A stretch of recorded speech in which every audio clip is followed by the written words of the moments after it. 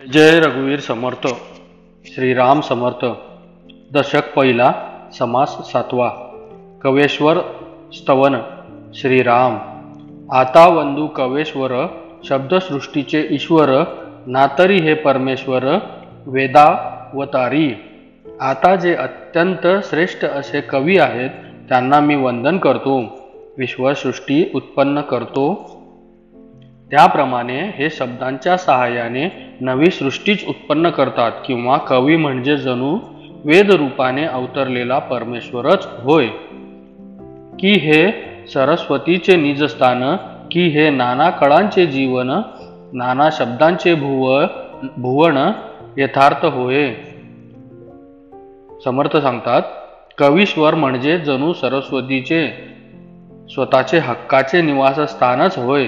नाना कलांचा विकास कवींच्या मुळेच होतो. अनेक शब्दांचे घर म्हणजे कवी असे म्हटले तरी योग्य ठरेल. की हे पुरुषार्थाचे वैभव, की हे जगदेश्वराचे महत्व, नाना लागवे सत्कीर्तिस्तव निर्माण कवी. जगात पुरुषार्थाचे वैभव निर्माण करण्याचे, जगदीश्वरांचे महत्व वाढविण्याचे कार्य नाना युक्त्या योजून संतांची कीर्ती वर्णन करून कवी करतात. की हे शब्द रत्नांचे सागर, की हे मुक्तांचे मुक्त सरोवर, नाना बुद्धींचे वैरागर निर्माण झाले. कवी हे शब्द रत्नांचे सागर असतात.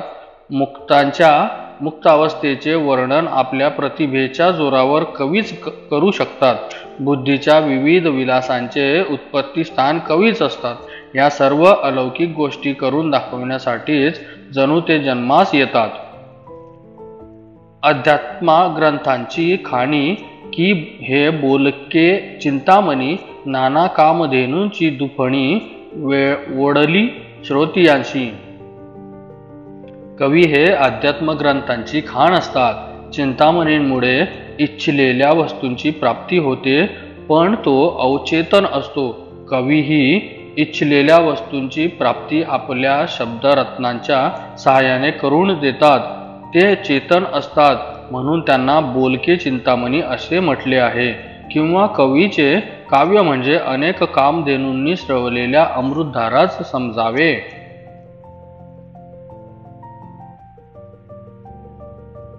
की हे कल्पतरूचे कल्पनेचे कल्पतरू, की हे मोक्षाचे मुख्य पडी भरू, नाना सायोज्यतेचे विस्तारू विस्तारले. किंवा समर्थ सांगतात, किंवा कवी म्हणजे कल्पिलेले तत्काळ देणारे कल्पवृक्षच आहेत. किंवा मोक्ष प्राप्तीचे मार्गदर्शक नावाडीच आहेत. किंवा सायोज्य मुक्तीचा मुख्य विस्तारच आहेत. की हा परलोकीचा निजस्वार्थू, की हा योगी यांचा गुप्त पंथू, नाना ज्ञानी यांचा परमार्थू रूपासी आला. तर पुढे समर्थ सांगतात, कवी हे कोण असतात? किंवा परलोकी उत्तम गती मिळवून देणारा आपला निजस्वार्थ म्हणजे कवी आहेत. किंवा योगी लोकांचा अत्यंत गुप्त योग मार्ग अथवा ज्ञानी लोकांचा परमार्थ या कवीच्या रूपाने प्रगट झाला आहे. की हे निरंजनाची खून, की हे निर्गुणांची ओळखण, माया विलक्षणांचे लक्षण ते हे कवी. तर कवी कोण असतात? निर्गुण निराकार परब्रह्म मायातीत रूपाचे असल्याने त्यांची खून पटणे अशक्य कोटीतलेच असते. कारण जेथे इंद्रिय मन बुद्धी आदींचाही प्रवेश होत नाही ती वस्तू शब्दात कवी वर्णन करणार. पण कवी हे आत्मानुभवी असल्याने आपल्या प्रतिभेच्या जोरावर ते त्या मायातीत परब्रह्माची लक्षणेही वर्णन करतात. कवी हे श्रुतींचा भावार्थ, की हा श्रुतींचा भावार्थ, की हा परमेश्वराचा अलभ्य लाभ नाना तरी होय सुलभ निजबोध कवी रूपे. तर कवी हे श्रुतींचा भावार्थ जाणतात आणि शब्दांच्या सहाय्याने सामान्य लोकांसाठी निजबोध रूपाने तो प्रकट करून परमार्थ सुलभ करीत असल्याने कवींची भेट होणे म्हणजे जणू साक्षात परमेश्वराचीच अलभ्य भेट होण्यासारखे आहे. कवी मुमुक्षांचे अंजन, कवी साधकांचे साधन, कवी सिद्धांचे समाधान निश्चयात्मक. तर कवी हे काय असतात? कवी हे मुमुक्षांना विवेक रूप दृष्टी देणारे जणू नेत्रांजनच होय, किंवा साधकांना साधनास प्रवृत्त करणारे ते साधना रूपच आहेत, किंवा सिद्ध पुरुषांचे निश्चयात्मक समाधान म्हणजेच कवी असतात. कवी स्वधर्माचा आश्रय, कवी मनाचा मनोजयो, कवी धार्मिकांचा विनय करते. कवी आपल्या काव्यातून लोकांना त्यांच्या स्वधर्मासंबंधी मार्गदर्शन करीत असतात, म्हणून त्यांना स्वधर्माचा आधार म्हटले आहे. तर मनोजय कसा करावा त्यांचेही मार्गदर्शन ते करतात, म्हणून त्यांनाच येथे मनोजय म्हटले आहे. तसेच धर्मनिष्ठांच्या ठिकाणी जो विनय आढळतो तोही एक प्रकारे कवींच्या काव्याचाच परिणाम असतो, म्हणूनच त्यांना येथे विनय करते असे समर्थ म्हणत आहेत. कवी वैराग्याचे रक्षण, कवी भक्तांचे भूषण, नाना स्वधर्म रक्षण ते हे कवी. तर कवींच्या काव्यामुळेच लोकांना वैराग्याचे महत्व कळून ते अंगी बाणावे म्हणून प्रयत्न करावेसे वाटतात. म्हणजेच याच प्रकारे कवीच वैराग्याचे रक्षण करणारे ठरतात, तर भक्तांच्या थोरवीचे वर्णन करून ते त्यांची कीर्ती वाढवितात, म्हणून त्यांना भक्तांचे भूषण असे म्हटले आहे. कवींमुळे लोकांना आपापल्या वर्णाश्रमादी धर्मांचे ज्ञान होते व ते स्वधर्मचरण करण्यास प्रवृत्त होतात, म्हणून त्यांना स्वधर्म रक्षण असे म्हटले आहे.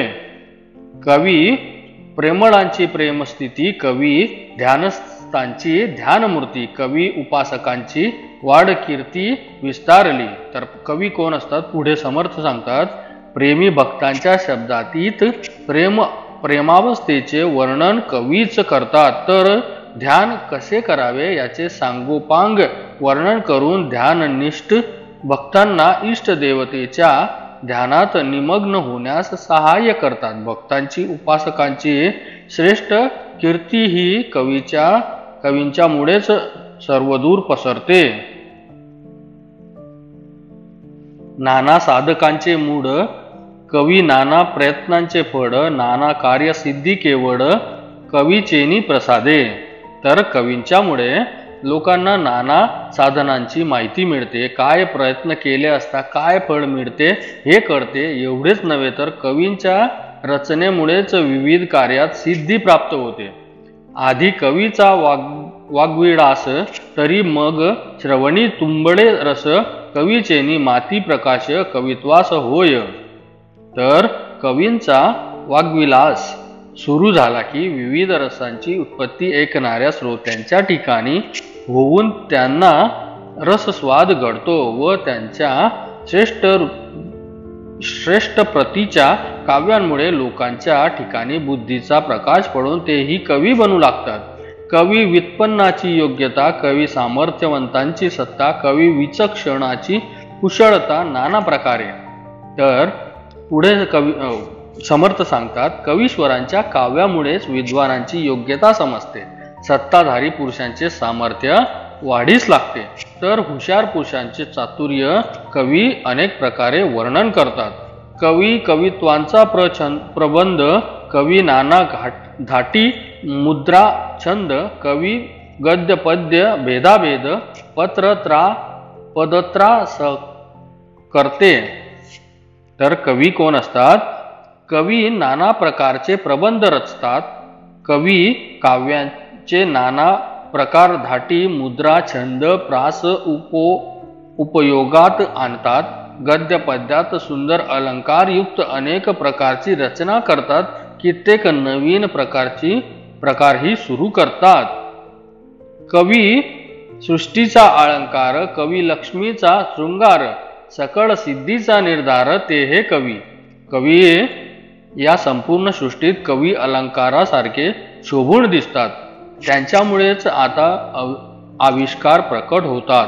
कवी म्हणजे मोक्ष लक्ष्मीचा जणू मूर्तिमंत शृंगारच होत आणि सर्व प्रकारच्या सिद्धीचा निर्धारही कवीश्वरच असतात. कवी सभेचे मंडन, कवी भाग्यांचे भूषण, नाना सुखांचे संरक्षण ते हे कवी. तर कवींमुळे सभा शोभून दिसते. ते भाग्यांचे भूषण आणि नाना प्रकारचे सुख देणारे म्हणून सुखाचे रक्षण रूपच असतात. कवी देवांचे रूप करते. कवी ऋषींचे महत्व वर्णिते. नाना शास्त्रांचे सामर्थ्य ते कवी वाखाणिती. कवींमुळे निराकार परमेश्वरास रूप प्राप्त होते. ऋषी श्रवांची कीर्ती गाऊन ते त्यांचे महत्व वाढवितात व कवींमुळेच नाना शास्त्रांचा विकास होऊन ते त्यांचे सामर्थ्य वाढवतात. नसता कवींचा व्यापार तरी कैचा असता जगोद्धार, म्हणून कवी हे आधार सकळ सृष्टीस. कवीश्वरांनी उत्कृष्ट काव्यरचना केली नसती तर जगाचा उद्धार कसा बरे झाला असता. म्हणून सकल सृष्टीचा कवीच मुख्य आधार आहेत. नाना विद्या ज्ञातृत्व काही कवेश्वरे विण तो नाही. कवीपासून सर्व ही सर्वज्ञता. कवी नसते तर 14 विद्या, विविध प्रकारचे ज्ञान यांचा प्रचार आणि प्रसार कसा झाला असता. म्हणून सर्व प्रकारच्या ज्ञान प्रसारास कवीच कारणीभूत आहेत. वागा वाल्मिक व्यासादिक झाले कवेश्वर अनेक, तयापासून विवेक सकळ जनांची. तर पूर्वी वाल्मिकी, व्यास आदी अनेक ऋषी श्रेष्ठ कवी होऊन गेले. त्यांनीच लोकांना विवेक शिकवला. पूर्वी काव्य होती केली तशीच व्युत्पत्ती प्राप्त झाली. तेने पंडिता अंगी बाणली परमयोग्यता. त्यांच्या सारख्यांनी केलेली उत्कृष्ट काव्य अभ्यासल्यामुळेच पंडितांच्या ठिकाणी विद्वत्ता बाणून त्यांना परमयोग्यता प्राप्त झाली. ऐसे पूर्वी थोर थोर झाले कवेश्वर अपार, आता आहेत पुढे होणार नमन त्यांसी. असे पूर्वी जे थोर कवीश्वर होऊन गेले, सांप्रतही जे आहेत पुढेही जे होतील त्यांना मी सर्वांना नमन करतो. नाना चातुर्यांच्या मूर्ती की हे साक्षात बृहस्पती वेद ऋती श्रुती बोलो म्हणती ज्यांच्या मुखे. तर होय अथवा वेद केवळ कवीश्वर म्हणजे नाना प्रकारचे मूर्तिमंत चातुर्यच होय, अथवा वेद श्रुती ज्यांच्या मुखाने प्रकट होण्याची इच्छा करतात असे हे साक्षात जणू बृहस्पतीच आहेत. परोपकाराने नाना निश्चय अनुवादने सेखी बोलिले पूर्णपणे संशयातीत. केवळ परोपकारासाठीच संशयित असे नाना प्रकारचे सिद्धांत विस्तारपूर्वक कवी आपल्या काव्यातून सांगतात. की हे अमृतांचे मेघ ओढले, की हे नवरसाचे ओघ लोटले, नाना सुखांचे उचंबडले सरोवर हे. हे कवी म्हणजे जणू श्रोत्यांवर कृपा वृष्टी करण्यासाठी आलेले अमृताचे मेघ आहेत, किंवा कवी म्हणजे नवरसांचे मोठमोठे प्रवाहच आहेत, किंवा नाना प्रकारच्या सुखांनी उचंबडून येणारी ही सरोवरे आहेत. की हे विवेकनिधींची भांडारे प्रगट झाली मनुष्याकारे, नाना वस्तू चेनी विचारे कोंदाटले हे. तर कवींचे अंतरंग निरनिराळ्या वस्तूंच्या विचाराने भरलेले असते, म्हणून त्यांना मनुष्य रूपाने प्रगटलेली विवेक रूपे रत्नांची भांडारे असल्याचे समर्थ म्हणतात. की हे आदिशक्तीचे ठेवणे नाना परमार्थास आणि उणे, लाघवे पूर्व संचिताच्या गुणे विश्वजनासी. किंवा हे कवीश्वर म्हणजे साक्षात आदिशक्तीच्या मर्मबंधातील ठेवीप्रमाणे असून जगातील इतर पदार्थांना तुच्छ ठरविणारी ही ठेव लोकांना त्यांच्या पूर्व पुण्य संचयानेच प्राप्त झालेली असते.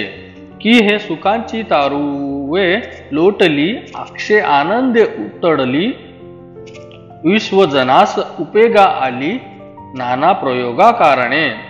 कवेश्वर म्हणजे अक्षय आनंदाने काठोकाठ भरलेली सुखाची जहाजेच असून ती या जगात नाना प्रकारच्या प्रसंगासाठी लोकांच्या उपयोगी पडतात.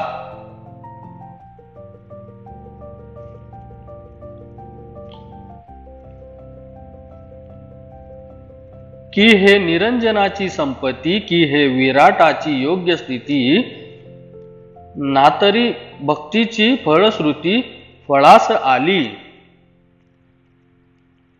कवी म्हणजे अत्यंत विशुद्ध अशा परमात्म्याची संपत्ती आहे किंवा विश्वास व्यापून असणाऱ्या विराट पुरुषाची ती जणू योग्य स्थितीच आहे किंवा त्यांच्या रूपाने जणू भक्तीची फळश्रुतीच फळास आली आहे.